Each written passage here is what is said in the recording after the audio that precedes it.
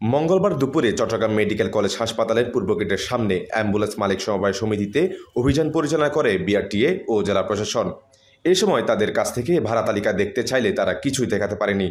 রোগীদের জিম্মি করে দ্বিগুণ ভাড়া আদায় ও এসব কারসাজির কারণে প্রাথমিকভাবে 20,000 টাকা জরিমানা করা হয়। কমিটির বিরুদ্ধে আমরা দীর্ঘদিন যাবতীয় বিভিন্ন অভিযোগ পেয়ে আসতেছিলাম। আজকে কিছু সুনির্দিষ্ট অভিযোগের ভিত্তিতে আমরা ভ্রাম্যমাণ আদালত পরিচালনা করি। আমরা এখানে কিছু অভিযোগের সত্যতা পেয়েছি।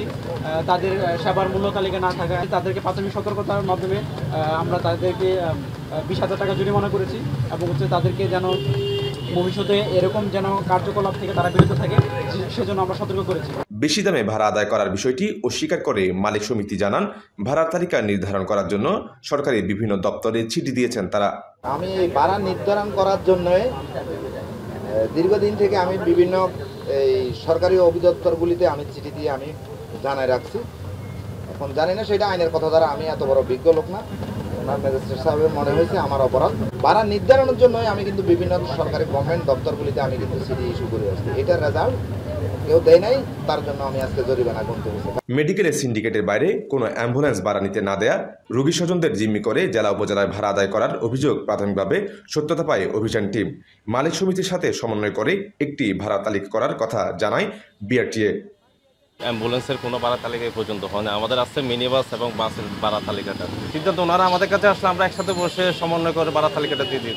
দেখলাম ওনারা গাড়ি একটা জিম্মি করে রাখে মানুষকে, তারপর ওনাদের সিরিয়ালের ছাড়া অন্য গাড়ি ঢুকতে দেয় না। তারপর একটা পর একটা জিম্মি করে রাখে লাইনে, যে গাড়ি আসুক না কেন পুরাতন গাড়ি হলে সে পুরাতন গাড়ি লাইনে দিয়ে দেয়, নতুন গাড়ি হলে নতুন, যার ভাগে যেটা পড়ে সেটার মধ্যে।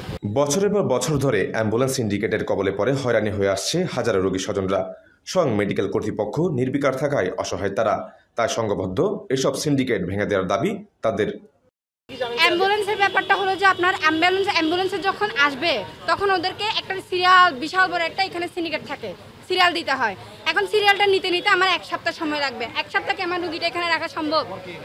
নন এসিতে রাখা সম্ভব না। ওরা কোনোভাবে যদি অগ্রিম টাকা পয়সা দেওয়া হয়, অগ্রিম টাকা যদি ওনাদের হাতে ঢুকাই দেওয়া হয় 15 থেকে 20,000 টাকার মধ্যে, তাহলে তারা সিন্ডিকেটটা ভাঙে, নাহলে এরা ভাঙে না। বাধ্য লোকের জন্য এখানে আজকে অনেক হানি হচ্ছে। টাকা তুলে যাচ্ছে, গরিব মানুষ সবাই টাকা তুলে ওরে অপারেশন করতেছি, এই সুযোগটা আমরা পাচ্ছি না। আমি যুগ্ম সদস্য সচিব, কেন্দ্রীয় যুগ্ম সদস্য সচিব, জাতীয় যুবশক্তি এনসিপি নীলাফরোজ। মোহাম্মদ আশরাফুল হক টিপু, কেন্দ্রীয় সংগঠক যুবশক্তি এনসিপি। তাদের বিরুদ্ধে আসলে অনেক বছর আগে থেকে, অনেক দিন আগে থেকে বিভিন্ন অভিযোগ চলে আসছে।